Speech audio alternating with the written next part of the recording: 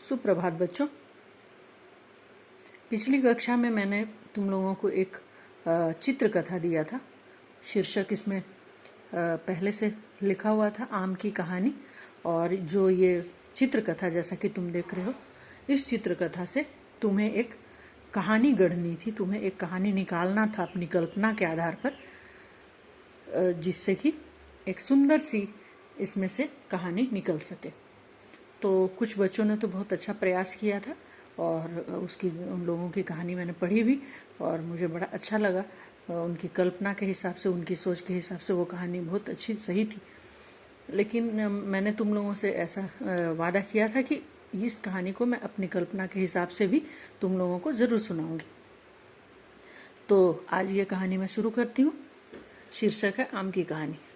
ठीक है बच्चों, अब देखो यहाँ पे मैं चित्र देख रही हूँ, तुम सभी चित्र देख रहे हो। एक लड़की है जिसने यहाँ पे एक आम का पेड़ है, उसमें एक आम लगा हुआ है और यहाँ पे एक कौवा भी दिखाई दे रहा है। तो एक लड़की ने बगीचे में एक आम का पेड़ देखा और उस पेड़ में एक आम लगा हुआ था। उसके बाद आम को देखने के बाद उसके मन में ख्याल आया कि ये आम अगर मुझे मिल जाए तो कितना अच्छा हो। उसने तुरंत ये सोचा, इसको देखते हुए, देखो आम को ये देख रही है और सोच रही कि ये आम मुझे मिल जाता तो बड़ा अच्छा होता। अब इसने अपने भाई को बुलाया और वो आम दिखाया। उसके भाई के हाथ में एक गुलेल था। गुलेल बच्चों तुम समझते हो गुलेल क्या होता है? ये लकड़ी से बना हुआ एक चीज़ होता है जो अंग्रेजी के वाई लेटर, जो वाई होता है वो वाई के जैसे आकार का होता है, उसी शेप का होता है और उसमें रबर बंधा रहता है और जिससे कि किसी चीज़ पे निशाना लगाया जाता है, किसी चीज़ को मारने के लिए, किसी चीज़ को तोड़ने के लिए, जैसे फल और कोई भी पेड़ में लगे हुए कुछ चीज़ों को निशाना लगाकर इससे तोड़ा जा सकता है। तो इसके भाई के हाथ में ये गुलेल है। अब उसका भाई जो है वो इस गुलेल से निशाना लगाता है इस आम के ऊपर। ठीक है बच्चों, आम के ऊपर वो निशाना लगाता है। तो ये कौवा जो है वो भी इंतजार करता होता है कि जैसे ही निशाना लगेगा और ये आम टूटेगा, मैं उस आम को लपक लूंगा। तो वो बच्चे के निशाना लगाने के साथ साथ ही वो उड़कर आम की तरफ आता है और वो आम को लपक भी लेता है, अपनी चोंच में दबा लेता है। तो ये दोनों भाई बहन बहुत उदास हो जाते हैं और उनको बड़ा वो आश्चर्यचकित हो जाते हैं कि अरे हमने आम तो तोड़ा लेकिन आम वो चला गया कौवे के चोंच में।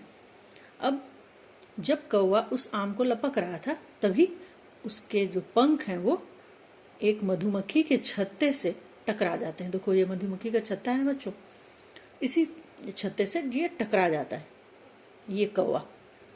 तो उसके बाद ये जो मधुमक्खी का छत्ता है उसमें से बहुत सारी मधुमक्खियां निकलकर उसको घेर लेती हैं और काटने लगती हैं। तो उसके बाद मधुमक्खियों के काटने से वो कौवा चिल्लाने लगता है, काँव काँव करने लगता है।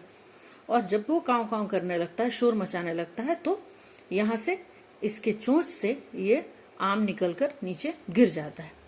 ये नीचे नहीं गिरता, ये आम का पेड़ जो है इसमें एक टोकरी सी दिखाई देती है, इसी के ऊपर ये आम गिर जाता है।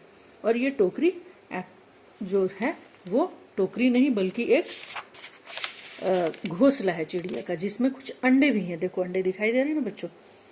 अब आगे देखते हैं क्या होता है।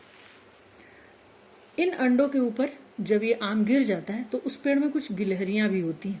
उसमें से एक गिलहरी इस अंडे के ऊपर से आम को उठा लेती है और जब वो अंडे के ऊपर जब ये आम गिरता है तो अंडे टूट जाते हैं और उसमें से छोटे छोटे बच्चे निकल आते हैं और वो ची ची ची ची शोर मचाने लगते हैं।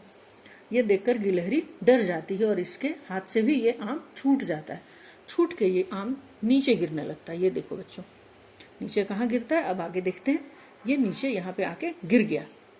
गिरने के बाद क्या होता है कि यहाँ पे देख रहे हो ये कहाँ गिरा है, एक आदमी की पगड़ी के ऊपर। ये आदमी जो है वो पेड़ के नीचे आराम कर रहा है, आंख मूंद कर सो रहा है। इसकी पगड़ी के ऊपर ही ये आम गिर जाता है और गिरते ही ये दोनों भाई बहन उसे देख लेते हैं और उठकर वो लड़की जो है वो उस आम को पगड़ी के ऊपर से उठा लेती है और उठाने के बाद बहुत खुश हो जाती है। देखो ये कितनी खुश हो रही है। और उसके बाद उसका भाई जो है वो अपने गुलेल को देखकर सोचता है, वाह ये रहा गुलेल का कमाल। और ये कौवा ऊपर से देखता रह जाता है।